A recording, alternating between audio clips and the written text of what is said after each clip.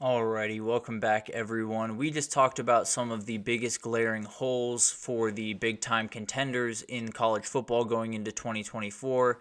But now it's time for Hot Take Thursday, and this one is kind of a doozy. So, NIL has been a big topic of conversation, especially this week, going through the NIL roundtable and all of the different things that have been happening around the sport.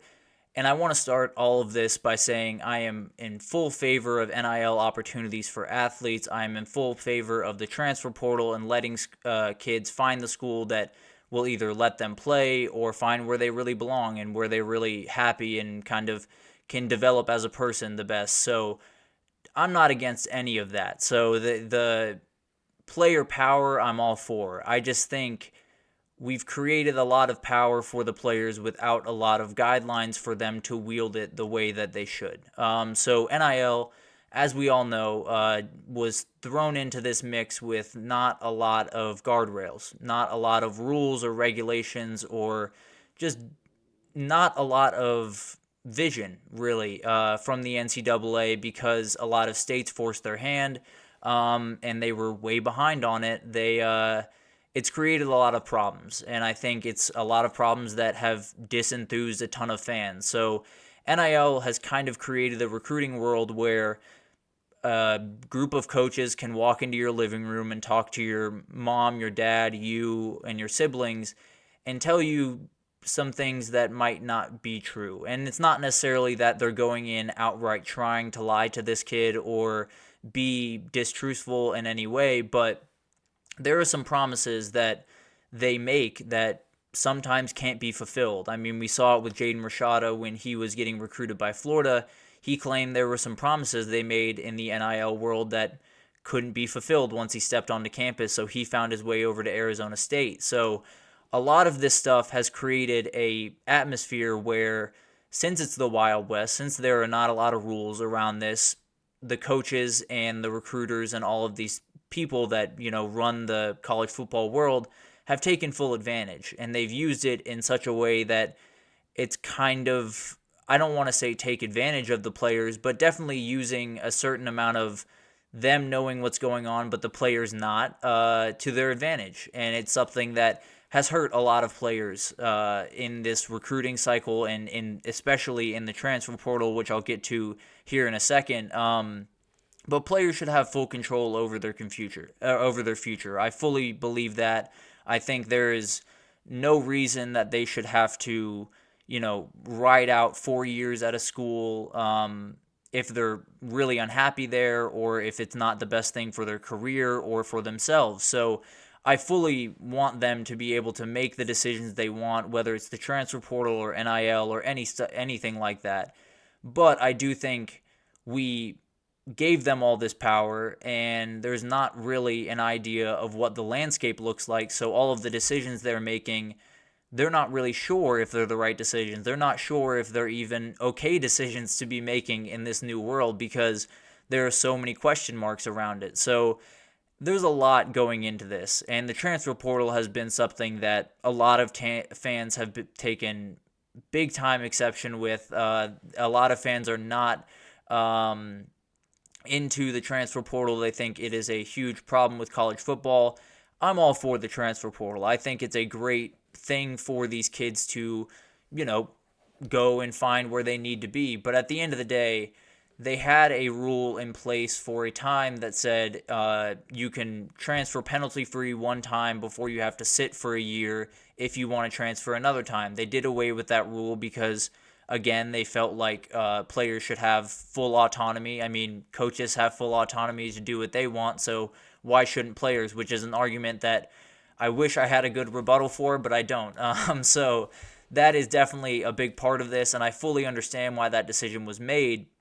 But I think there is some type of problems going on, especially tied to NIL in regards to the transfer portal, that have created a lot of problems for these kids. So I think them being able to transfer whenever they want is not the problem. The problem is more the ability for these coaches of teams that they could be transferring to, being able to essentially reach out whenever they want. Obviously, there are certain periods where they're not allowed to. They're not allowed to until they're in the portal.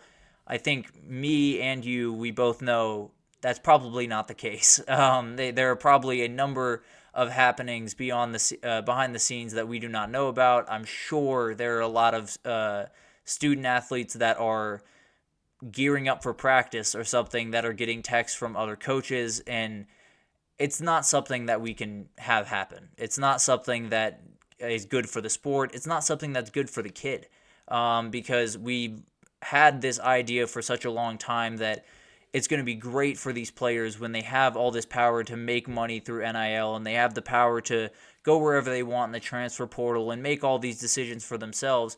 And that's all well and good. The power itself is not necessarily the problem. The system under which the power is being distributed is a big problem, because you have the power to make those decisions. You don't have the knowledge really to make those decisions, because the NIL world is all over the place. So this kind of brings me to my maybe second hot take of this one, but we need someone to step up. And it might be a single individual, it might be an entity, I don't know. But someone needs to step up and start making concrete change, because at the end of the day, the further this goes on, the more kids that get left behind. There are a number of kids that jump into the portal looking for a big payday or looking for playing time, and they end up finding themselves just studying psychology at the school because they didn't get an offer from anyone. They didn't get a chance to play their sport at any other school, so they're left to be a normal college student now. So there's so many different pitfalls in this that someone that understands the sport, someone that is at the forefront of the sport, needs to be the one to kind of step up and be the forefront of this movement. And Nick Saban seemed to try to. At the NIL roundtable, he had a number of things to say about NIL and the pitfalls that come. He shared a very interesting story where Miss Terry essentially said, all these kids care about is money. Why do we do this anymore? And while I don't necessarily disagree with a young kid who is trying to make it to the next level, wanting some money from this business, it does create problems for coaches and for players. So Nick Saban obviously is one of the biggest names in the sport. He is someone that has spoken ad nauseum about paying athletes. He has been a big fan of revenue sharing for a very long time. He has been at the forefront of paying these student athletes for a very long time. So there were a number of people that saw the quote that said, all the things I've loved in the sport over the last 50 years are gone, and took that to mean that he doesn't want the kids to make money. And that is not even remotely what he said. If you listen to the rest of the comment, he is a huge proponent of kids getting paid. He just wants them to get paid in a system that makes sense. And I think that's something that would be better for him, it would be better for the sport, and it would be better for the kids. So it would take a little bit of power out of their hands in terms of they would probably have to sign a contract to stay at a school for X period of time, whether that's 2 or 3 years. They would probably have to, be a little bit more bound to a school and not have quite as much freedom. But at least they would know the system that they're working under. At least they know that the money is coming in. At least they know what the money would be, because I'm sure there have been people that have had very varying months of NIL revenue that have come in and have struggled because of it. Because a lot of these kids that are being presented with a lot of money early on in their lives. I mean, I'm a very young kid. I was a college kid not too long ago.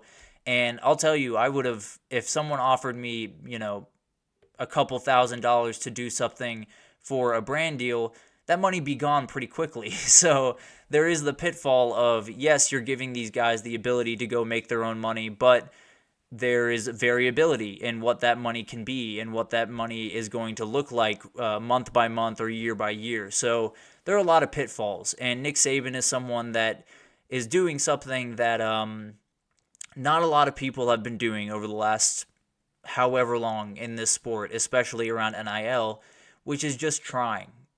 This is a complicated issue. There is no two ways about that. There is no right answer to NIL. I am very far from having any type of answer for NIL that makes everyone happy, to be totally honest, because it is a very convoluted issue. It makes very little sense on the surface because of the lack of rules and regulations.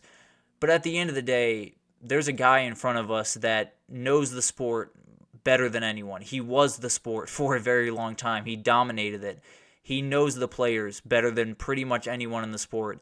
He cares about the sport, which is more than I can say about some of the people making big-time decisions in college football right now.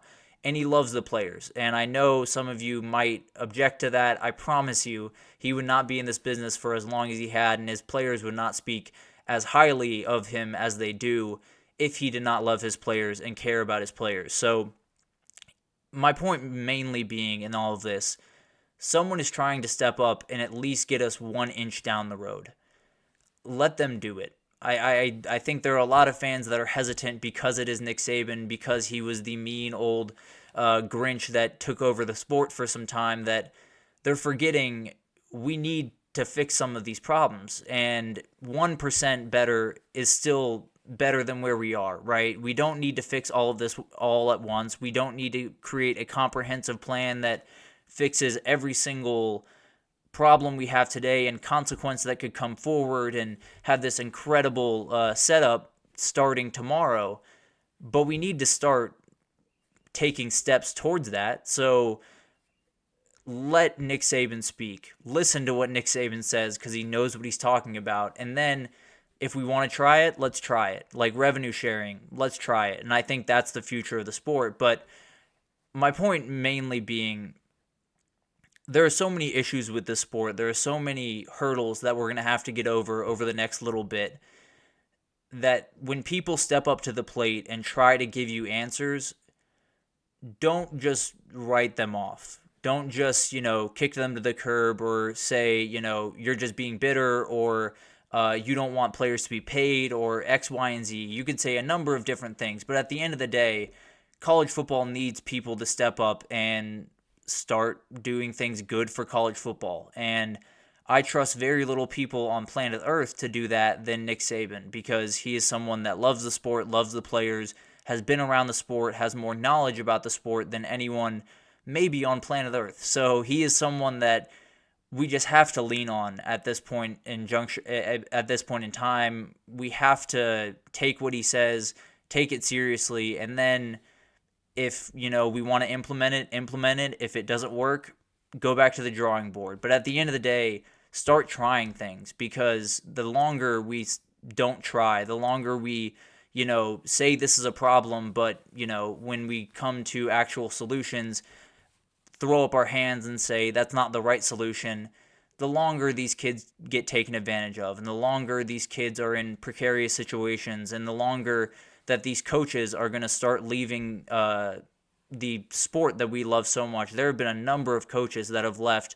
Nick Saban, this definitely played a part in him retiring when he did. I think he still had juice in the tank, but he was just tired of the way that things were working. Jay Wright, another great example from the men's college basketball space, he left because of this new era that we're in. He just wasn't enthused by it. So he's someone that was a big part of college football, won 2 national championships, or college basketball, excuse me.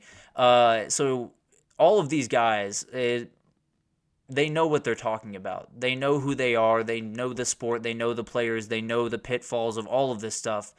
So when they step up and try to give a solution, let's just listen, try to implement the solution. If it doesn't work, go back to the drawing board, because that's what all of this is about, is taking that one step forward and then taking another step forward and then another step. So it's going to be a long battle. NIL is far from being fixed by any means, but at the end of the day, we finally have people stepping up, actually trying real solutions, actually putting themselves in front of Congress or in front of the NCAA or wherever he needs to be.